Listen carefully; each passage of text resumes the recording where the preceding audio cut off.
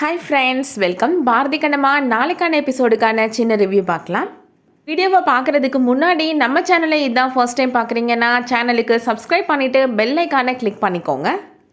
ஹேமா பாரதி கிட்டே கேட்குறாங்க, நான் எந்த ஹாஸ்பிட்டலில் பிறந்தேன் டேடி அப்படின்னு கேட்குறாங்க. ஹேமா ஏன் இப்படி திடீர்னு கேட்குறான் அப்படின்னு பாரதி யோசிக்கிறாரு. நீ நம்ம ஹாஸ்பிட்டலில் தான் பிறந்த ஹேமா அப்படின்னு சொல்லிடுறாரு. எனக்குன்னு பர்த் சர்டிஃபிகேட் இருக்குதா டேடி அப்படின்னு கேட்குறாங்க ஹேமா. அதெல்லாம் இருக்குது ஹேமா, உனக்கு ஸ்கூல் அட்மிஷன் அப்போவே நம்ம ஸ்கூலில் சப்மிட் பண்ணிட்டோமே அப்படின்னு சொல்கிறாரு பாரதி. இதுக்காக இப்படி திடீர்னு கேட்குறேன் அப்படின்னு கேட்குறாரு பாரதி. லக்ஷ்மி என்கிட்டக்கா சொன்னா டாடி, அவள் எந்த ஊரில் பிறந்தா, எந்த ஹாஸ்பிட்டலில் பிறந்தா, இந்த மாதிரி எந்த டீட்டெயிலுமே சமையலம்மா லக்ஷ்மி கிட்டக்கா சொல்லவே இல்லையா அப்படின்னு சொல்கிறாங்க. பாவம் டாடி, லக்ஷ்மியோட அப்பா வருவாரா மாட்டாரா அப்படின்னு கேட்குறாங்க. பாரதிக்கு இப்போ கோபம் வந்துடுது. லக்ஷ்மியோட அப்பா என்றைக்குமே வரமாட்டாரு அப்படின்னு சொல்லிடுறாரு. பாரதி அப்படி சொல்கிறத கேட்ட உடனே சௌந்தர்யா கோபப்பட்டு அங்கேருந்து போயிடுறாங்க.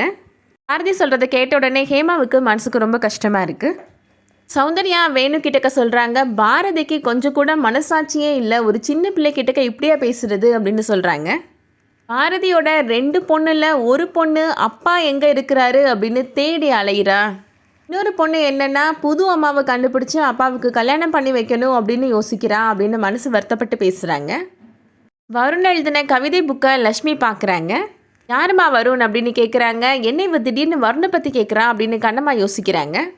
இந்த புக்கில் வருண் பேர் போட்டிருக்குமா, அதனால தான்மா கேட்டேன் அப்படின்னு லக்ஷ்மி சொல்கிறாங்க. கண்ணம்மா சொல்கிறாங்க, இவர் ஒரு எழுத்தாளர், இவர் எனக்கு அன்னை மாதிரி அப்படின்னு சொல்கிறாங்க. லக்ஷ்மி சொல்கிறாங்க, உனக்கு அண்ணன்னா எனக்கு மாமா தானம்மா, அப்போ அந்த மாமா கிட்டக்க அப்பா பற்றி விசாரித்தா ஏதாவது தகவல் சொல்வாராம்மா அப்படின்னு கேட்குறாங்க. கண்ணம்மா சொல்லிடுறாங்க, அவர் இந்த ஊர்லேயே கிடையாது, அவர் வெளிநாட்டு போயிட்டாரு அப்படின்னு போய் சொல்லிடுறாங்க. அடுத்ததான் என்ன நடக்க போகுதுன்றதை வெயிட் பண்ணி பார்க்கலாம். இந்த வீடியோ உங்களுக்கு பிடிச்சிருந்துச்சுன்னா லைக் பண்ணிக்கோங்க. அடுத்தடுத்த சீரியல் அப்டேட்ஸ்க்கு நம்ம சேனலை சப்ஸ்கிரைப் பண்ணிக்கோங்க. தேங்க்ஸ் ஃபார் வாட்சிங்.